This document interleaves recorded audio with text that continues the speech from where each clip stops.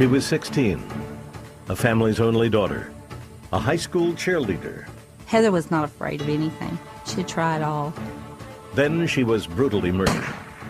She'd been shot with some sort of high-powered weapon. The hunt for the killers turned on 3 friends, including the high school football star. It's pure crazy. Young kids started out having fun and it took a wrong turn. Now you have 4 wasted lives. This program contains graphic material, including offensive language. Viewer discretion is advised. For most families, a child's teenage years are often difficult, marked by experimentation, rebellion, the search for one's own identity. 16-year-old Heather Rich was testing her limits and her parents' patience when she snuck out of the house one October night. But what began as an adventure with friends ended in tragedy. On this program, one of those friends will tell American Justice his story of how, for no special reason, 3 teenagers became killers.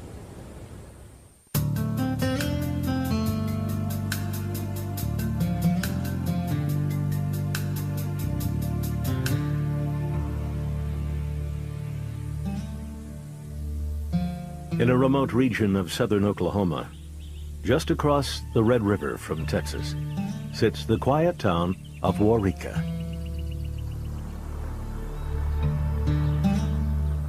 A tiny community of 2,000 people, Waurika has few distractions to offer its residents, especially its teenagers. It's pretty much small town America where kids are growing up. There's nothing to do. You know, they don't have any movie theaters or anything like that, you know. It's just same old every day.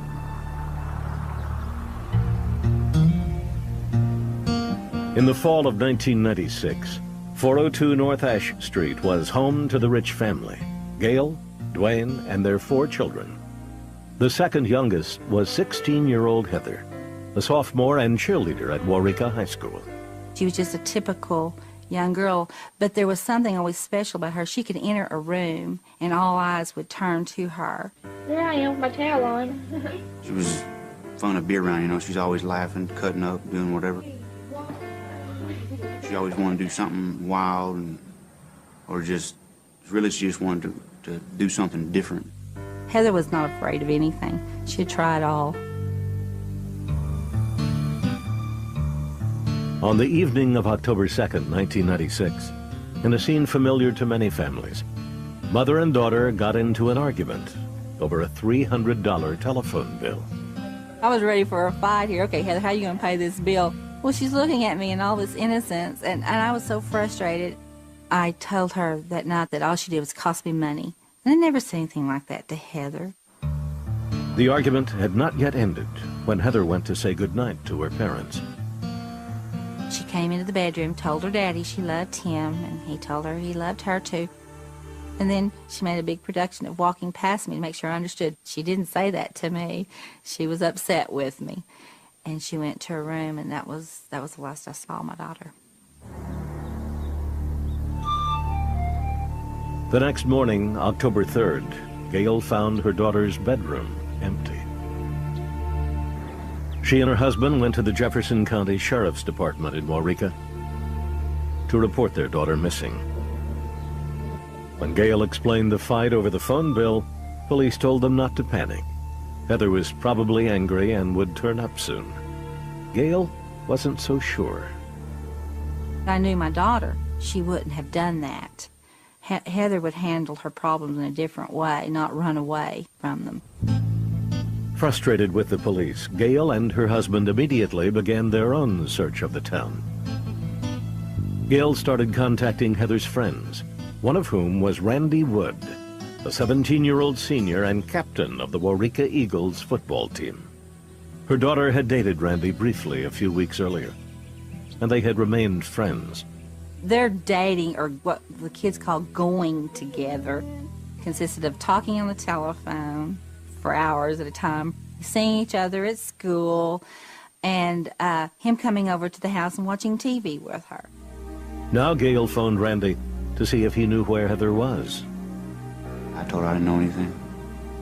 She said, well, if you knew anything, you would tell us, right? And I told her, yes, ma'am. And, you know, and she took my word.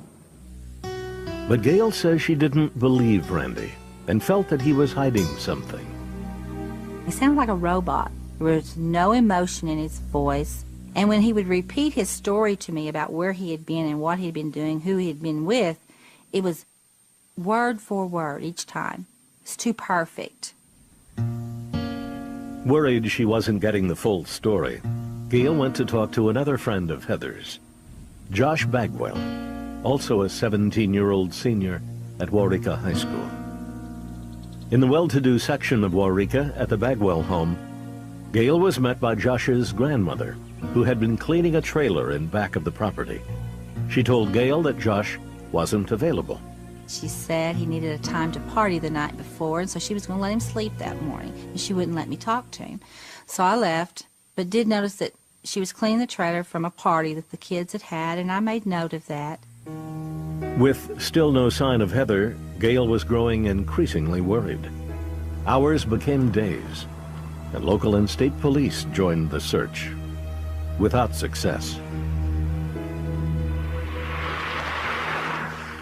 Then, on October 10th, 1 week after the cheerleader's disappearance, police across the Red River in Texas made a grisly discovery. What we were told at the time was that they thought they'd found a human leg floating in Belknap Creek.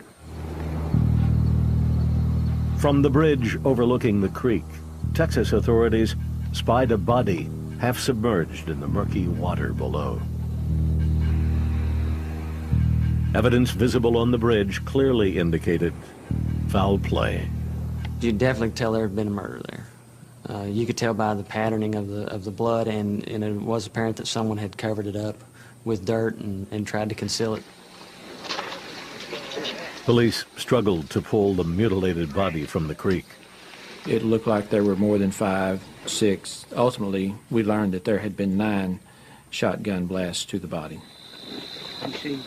The body was so damaged that no immediate identification could be made. But Montague County Sheriff Chris Hamilton knew that just across the border in Oklahoma, a high school sophomore was missing.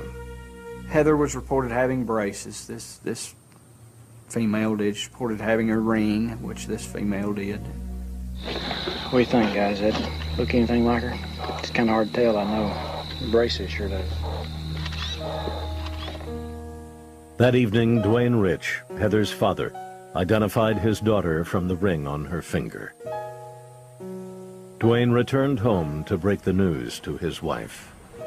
I just told him to hurry up, just say it. I don't remember a lot after that. I went into shock. I remember screaming, beating on everybody that was close enough to me, and just trying to accept it, that she was dead. She wasn't coming home.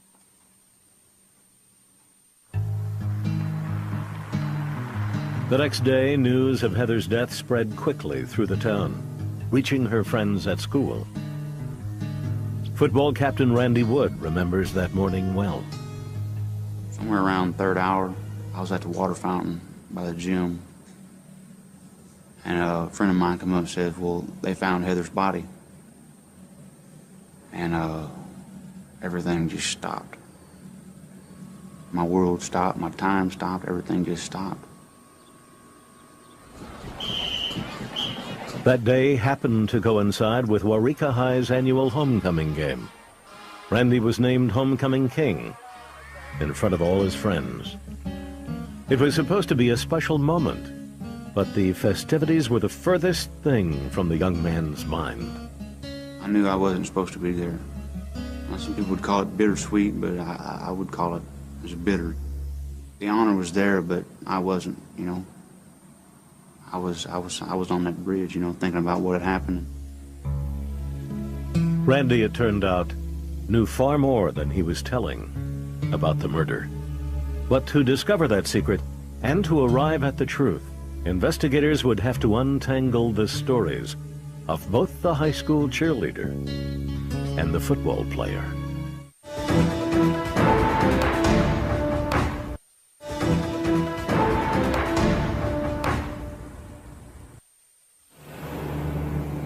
In October 1996, the body of Heather Rich was discovered in a creek bed near the Red River in Texas. The 16-year-old cheerleader had been missing for a week. Now that it was a murder case, Texas police began looking for who killed Heather and why. Their search would lead them into the heart of a small Oklahoma town and to 3 teenage boys who turned an ordinary night into a family's tragedy. One's a homecoming king. One's a rich, spoiled kid. One's a kid that's a tough off the streets. It's more like something you'd see out of Hollywood than you would in southern Oklahoma. Texas police began their investigation in Heather Rich's hometown.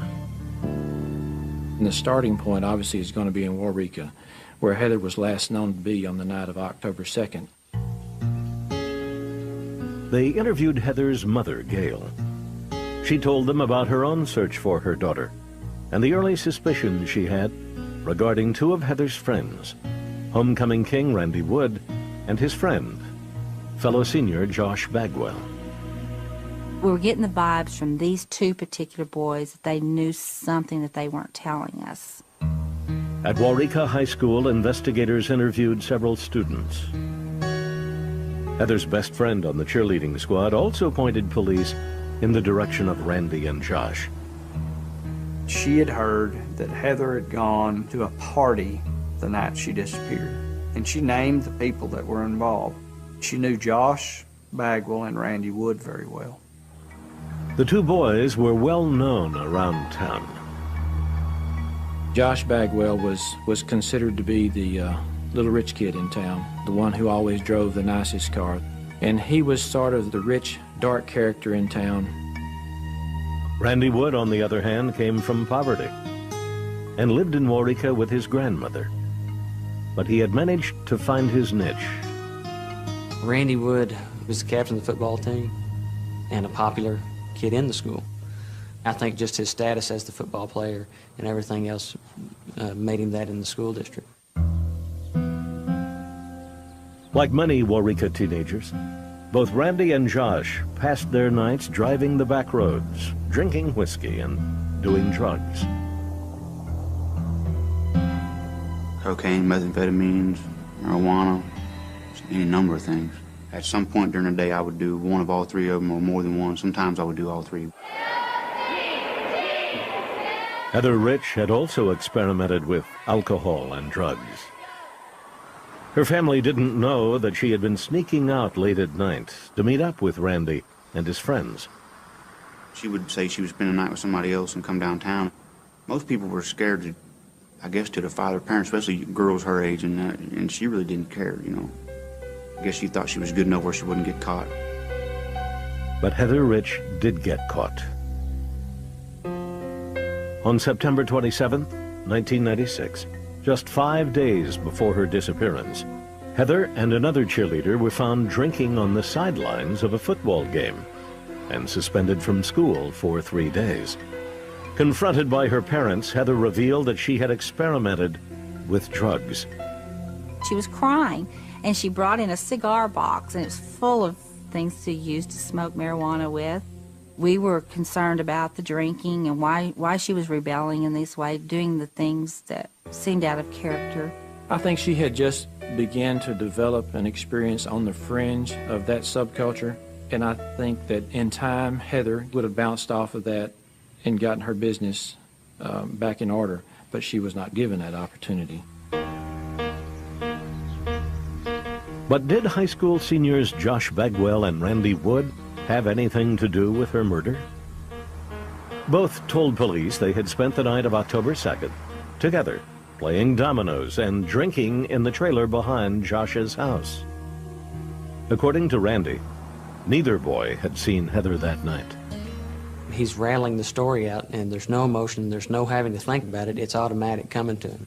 I had wrote down on my notepad, concluding his interview, that I believed he was lying.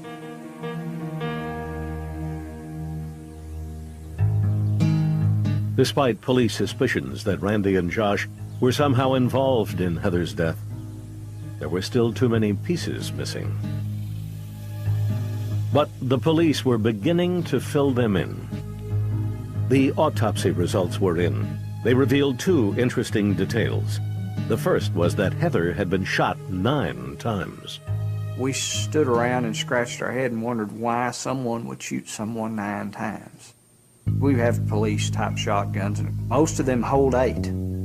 Why was she shot 9 times? The second detail, the ammunition used in the crime was Winchester double-aught buckshot, an unusual and powerful round. Investigators learned that Beaver Hardware, just off Main Street, was the only store in Waurika that carried that type of ammunition. A review of store receipts revealed that just before the murder, 20 rounds of buckshot had been purchased by Heather's friend, high school senior Josh Bagwell. The owner also told police that someone else had been with Josh when he made the purchase. The only question then we had was, who was this guy who was with Bagwell? And the investigators involved in this overall investigation had learned that he had been seen frequently, Bagwell had been seen frequently with another man by the name of Curtis Gamble. Police were already well acquainted with Curtis Gamble. At 19, the young man had several prior arrests and had spent much of his adolescence in juvenile facilities. Curtis had a terrible background, had a violent background. One of the things he used to like to do is drive around and shoot people's dogs out of their front yards and drive off. And he would shoot cattle, horses, just drive around and kill things. On the afternoon of October 23rd, Ranger Lane Aiken paid a visit to the new suspect's home in nearby Terrell, Oklahoma. There he spoke to Curtis's grandmother, Rita Robbins, who revealed something unexpected. When Curtis was a boy, she used to take him fishing over in Texas at the Belknap Creek Bridge. And the description she gave took us right back to the Heather Rich murder scene. The pieces were falling into place. The next day, authorities picked up Curtis Gamble and took him to the sheriff's office in Waurika, where he agreed to take a polygraph test. He failed. Police then questioned Gamble for more than 8 hours. He admitted that he owned a high-powered gun and agreed to hand it over to police. It was a rare firearm, a Mossberg M9 shotgun.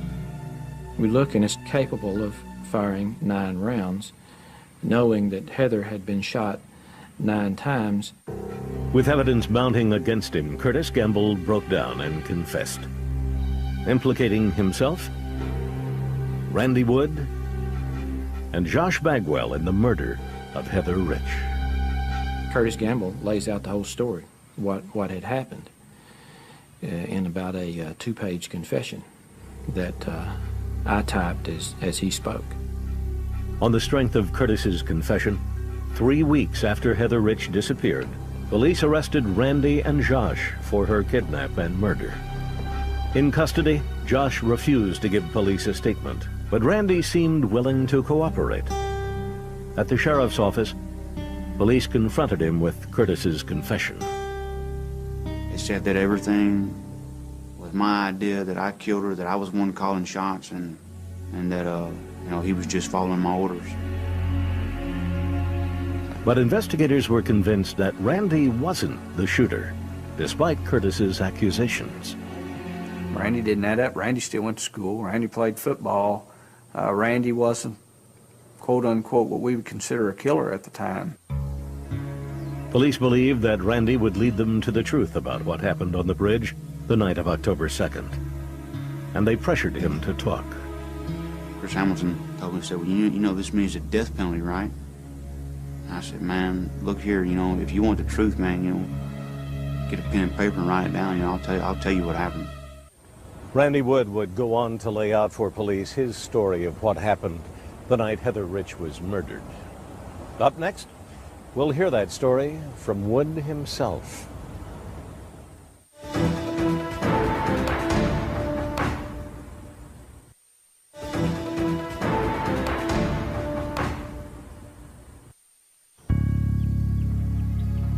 In October 1996, in Waurika, Oklahoma, investigators arrested teenage friends Randy Wood Curtis Gamble, and Josh Bagwell for the murder of 16-year-old Heather Rich. While Josh had refused to cooperate with police, Curtis and Randy both gave signed confessions. Each accused the other of being the shooter. Though the events of the night of October 2nd can never fully be known, investigators believed Randy's story came closest to the truth. He stuck to pretty much the same story from the night that we took the statement from him that he admitted his involvement. He was polygraphed on that story. He passed. Randy Wood agreed to tell American Justice the same story he told police. He says the evening of October 2nd, 1996, started like so many others, getting together for a night of drinking with friends Curtis Gamble and Josh Bagwell. Curtis and Josh came over, and they said, let's go party. You know, we got some whiskey and some beer, let's go. On this night, the boys would be joined by a fourth person, Heather Rich. Though she knew Josh and Randy well, she did not know Curtis. We were supposed to go pick her up at a church across from her house. We got there a little bit early, and she wasn't there, but we all kind of snuck up to her window and knocked, and she was already gone. We got back to the trailer, and she was sitting on the step of the trailer smoking a cigarette. The trailer was parked outside Josh's house. The four teenagers went inside. First, we're just sitting there, we're talking, you know, the radio's playing. Then Josh had gotten some gin. According to Randy, Josh and Heather wanted to be alone. She went to drinking, and they went to kissing, and me and Curtis agreed to leave while they, you know, done whatever they was going to do. And, you know, we left. Josh and Heather were left alone while Curtis and Randy rode the streets, the back roads, still drinking. When they came back, Heather was extremely intoxicated. Randy says that Josh and Heather had had sex, and that consequently Heather felt she had betrayed Randy, her former boyfriend. She was telling me she was sorry and this and that, and I told her, you know, you don't have to worry about anything. You know, me and you called it quits a long time ago, so, you know, you're not doing wrong by me. And then, you know, she just kind of, she kind of just laid down. Heather had apparently consumed so much alcohol that she was close to passing out. The boys, now drunk themselves, then began encouraging one another to take advantage of the semi-conscious girl. I'm not real proud of this, you know. I think the only reason why it entered my mind is because it was there and it was available, you know. I was young and, you know, hormones were raging. I was going to have sex with her, but then I decided not to, you know, because she was just passed out. This is a copy of the two statements that he gave us that night. He says, me and Curtis went in to have sex with her. Curtis had sex with her. He claims he didn't. He says he couldn't. This program contains graphic material, including offensive language. Viewer discretion is advised. It's whether or not you want to believe that or not. According to Randy, Curtis did have sex with Heather, then left her unconscious in the back of the trailer and continued drinking with the others. A short while later, Heather awoke in a panic. Randy says her screams threw Curtis into a frenzy. And that's when he starts flipping out. Talking, well, she's going to say I raped her and so on and so forth. That's when he started talking about killing her. She was going to turn him in for rape. Going to turn him in for rape. So they couldn't do that. They couldn't go to jail for rape. So let's just kill her. Randy claims he didn't take Curtis seriously at first. He's a typical hothead or whatever. He's got the macho attitude or whatnot. So I'm just thinking, yeah, whatever, you're just running off at the mouth. But Curtis was not joking. According to Randy, he pulled out the Mossberg M9 shotgun he often kept with him. He levels the shotgun at me and says, you're going to get her dressed. Randy and Josh then began to carry out Curtis's demands. The two boys loaded the barely conscious girl into the back of Josh's grandfather's truck. With Josh behind the wheel, the four teenagers drove off in the direction of Curtis's home in Terrell, Oklahoma. I'm thinking, well, maybe we're taking him home. And then we're going to drive back, take her home. Well, I'm going home, Josh is going home. But the boys did not go home. At the Red River, Curtis took the wheel and headed over the border with Heather. Curtis makes a decision to take her into Texas to Belknap Creek, where he had been as a young man. She's still in an intoxicated stupor, not knowing what's about to happen. He stopped the truck right in the middle of the bridge. And as he's getting out, he grabs a shotgun and tells me and Josh, you know, get her out and put her over on the side. On the isolated bridge, Randy says that he feared for his life, and so again he obeyed Curtis's orders. I knew there was nothing I could do to stop it. Because, you know, he had it set in his mind what he was going to do, and there's not a doubt in my mind he would have killed me too if I would have objected to what he was doing. The boys then pulled Heather's unconscious body from the back seat of the pickup truck. We put her on the ground. It was on the bridge itself. We put her right there, and she kind of slumped over. I knew that once I set her there, I knew it was all over with. I get back in the truck, and I sat there with my hands covered in my face, and then hear one shot, and a lot more come after it. I put my hands on my face because I couldn't deal with it. Something in me just opened the door and I stepped out, you know. And I seen the blood, and then I seen the big hole that used to be her head. He had shot her in the back of the head first, and it was just laid it open. Death is it's got its own face, and it's unlike anything else.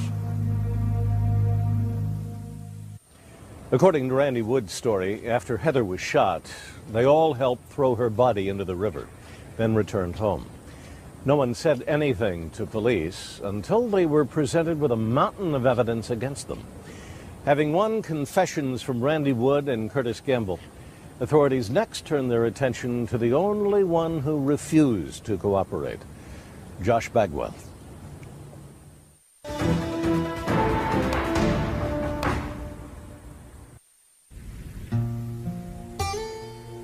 In October 1996, teenagers Josh Bagwell, Curtis Gamble, and Randy Wood were each facing charges in the kidnap and murder of 16-year-old Heather Rich.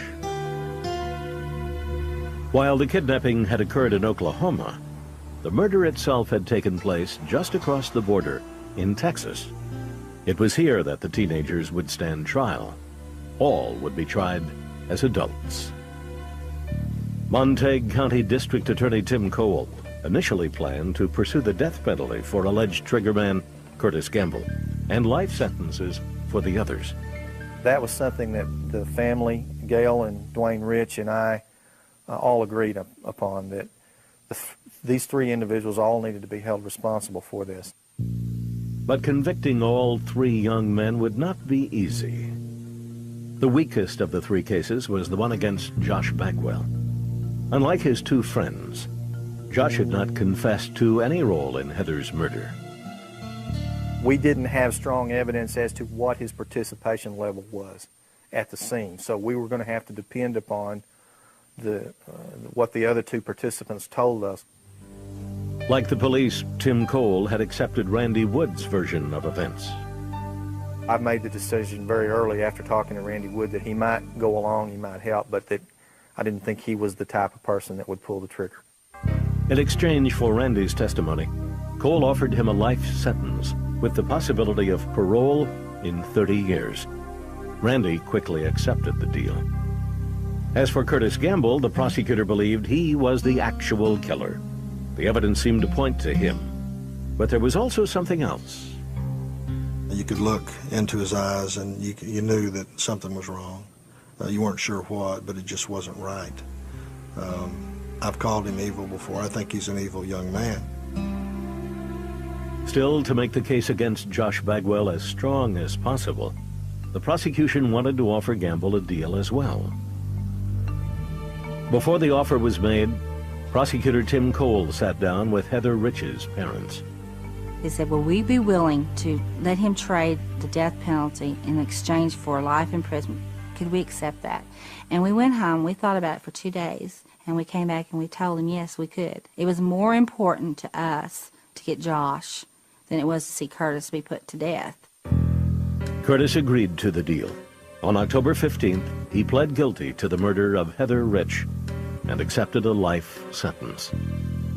The essence of the plea agreement was admit you're the shooter, tell the truth, and tell the truth when you are called to testify. We gave him a life sentence and not the death penalty, which is what I fully believe he would have gotten had we continued that trial. True to his reputation, Curtis's violent streak showed during the sentencing hearing. All the bailiff did was put a hand on his back, kind of directing him. Before we could even really react, he's got the bailiff. He's knocked him down, he's got him by the throat, and he's choking him out. I grabbed Curtis around the neck and started trying to choke him to the point that he would let go of the bailiff. Eventually, Curtis passed out and he let the bailiff go. 4 months later, in February 1998, almost a year and a half after Heather's murder, the trial of Josh Bagwell opened in Montague, Texas. Television cameras were only allowed to record the proceedings from outside the courtroom. Josh's defense team, which declined to speak to American justice, came to court with an aggressive, two-pronged strategy. First, they attacked Heather Rich's character. The only term I can think of that would be appropriate is that they trashed her. They did everything they could to try to get the jury to be less sympathetic towards her. Heather's mother, who testified about the last moments she spent with her daughter, faced the defense's onslaught. We wanted to bring up her drug use and her drinking problems. All of these things are a part of Heather. She was this honor student, this wonderful daughter, and this same daughter that did all of these things was also the one that could drive us crazy because here she was experimenting with marijuana. When it's all said and done, what came down to, she was a teenager. The second prong of the defense attack was to raise sympathy for Josh Bagwell, who, his lawyers insisted, had been forced into a murder plot against his will. But the success of this strategy would depend on the testimony of Bagwell's alleged co-conspirators, Randy Wood and Curtis Gamble. Both were scheduled to appear under plea bargains worked out with the prosecution. Curtis took the stand first and immediately played into the hands of the defense by reverting to his original story. He again insisted that it was Randy who had shot Heather, and now included that Josh hadn't even known that she was going to be killed. Prosecutors say they weren't concerned by this reversal. Tim Cole knew how the jury would react to Curtis. I wanted them to see him. I wanted them to see his demeanor. It didn't really matter to me what he said because I felt that as soon as you see Curtis Gamble, you believe that he is the killer. By changing his story on the stand, Curtis Gamble violated his plea agreement. He would later be convicted of conspiracy to commit murder and was given a second life sentence. Curtis's turnabout made Randy Wood's testimony all the more crucial. But the mere fact of Randy's plea bargain made him a target for the defense. Josh Bagwell's lawyers would be able to hammer him and his testimony because, well, aren't you getting this? Didn't you agree to testify against Josh Bagwell in exchange for, no death sentence? Then, on the night before he was due to testify, Randy Wood shocked everyone by suddenly withdrawing from the deal he had made with the prosecution. I thought at that point that meant he was not going to testify and he wasn't going to take the deal. I knew that I had very little chance of convicting Josh Bagwell without that testimony. So at that point in time, I felt like the case was over. It wasn't over. Randy Wood still planned to take the stand. I didn't want people to think that I was just testifying for the plea agreement, you know. I wanted people to believe my story. Because without, you know, if they don't believe it, you know, what good is it anyway? The decision was almost unheard of. By refusing the deal, Randy risked a full capital murder trial for his role in Heather's murder, and a possible death sentence if convicted. I've never known a defendant to do what Randy did, ever. Nor have I ever heard of a defendant doing what Randy did. It just hasn't happened, at least not in this part of Texas. His own lawyer was saying, hey guy, this is crazy. I mean, it's noble, it's very noble what you're doing, but from a legal standpoint, man, you're crazy to do this. You could wind up on death row. When Randy Wood rejected the plea bargain, there was no telling what kind of impact it would have on Josh Bagwell's fate, or his own. No one was more stunned by Randy's course of action than Heather Rich's parents, and that led to a stunning encounter between the accused and the bereaved.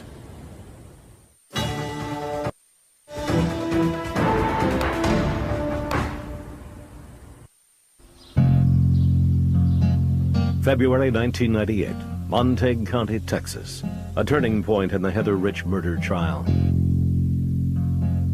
Confessed co-conspirator Randy Wood had stunned the court by withdrawing from his plea agreement the night before he was due to testify. This opened him once again to his own capital murder trial.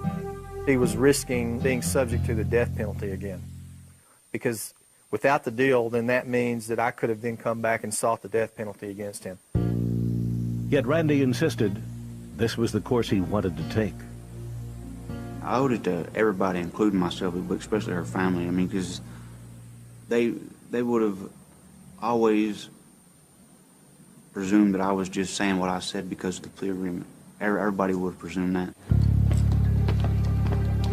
On February 10th, the third day of testimony, Randy took the stand. He testified that Curtis Gamble had shot 16-year-old Heather Rich, and more importantly, that Josh Bagwell had been a full participant in the murder and cover-up. When he went back and got on the stand, rejecting everything, got up there with no protection, we knew that he was telling the truth because of what he was risking, his own self. He was risking being put to death. I knew for sure Randy was telling the truth. The jury believed Randy too. On February 14th, Josh Bagwell was found guilty of both capital murder and conspiracy to commit murder. He was sentenced to life plus 99 years in prison. Randy Wood, meanwhile, returned to jail to await his trial.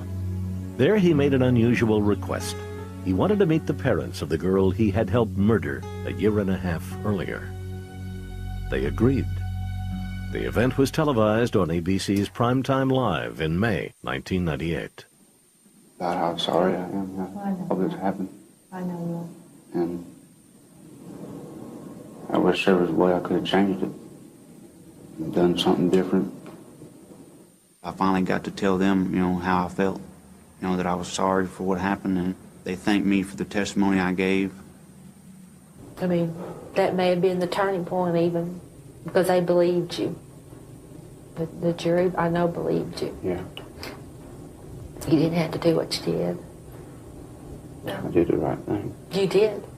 It helped just to be able to talk to Randy, to let him know what my feelings were, because I wanted to know, Randy to know that I'd forgiven him. I wanted him to know that, and to be able to look at me and to see that there was no hatred in my eyes for him, and he saw it. He knew that. I really don't know what else to say. You've said enough. I appreciate it. Thank you for talking to me.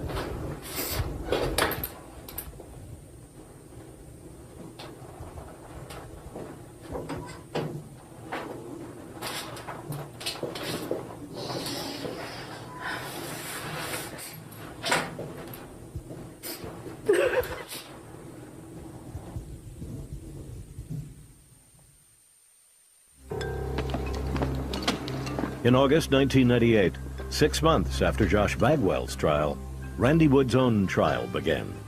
In a rare expression of concern for a murder defendant, prosecutor Tim Cole had appealed to Randy to make a deal.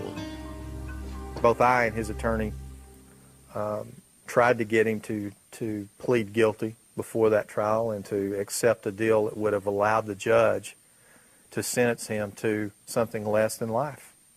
We made that offer to him. There's a bond that's developed between Tim Cole and Randy, and he has a certain amount of sympathy for Randy. I mean, obviously he was the adversary in that situation, but he was trying to tell Randy, you need to listen to what your lawyer says, and you need to take this deal. He wouldn't take it. He would not stand up and say that he was guilty of Heather Rich's murder. Randy was making his stand on principle. In his mind, there was a difference between what he had done and what Curtis Gamble had done.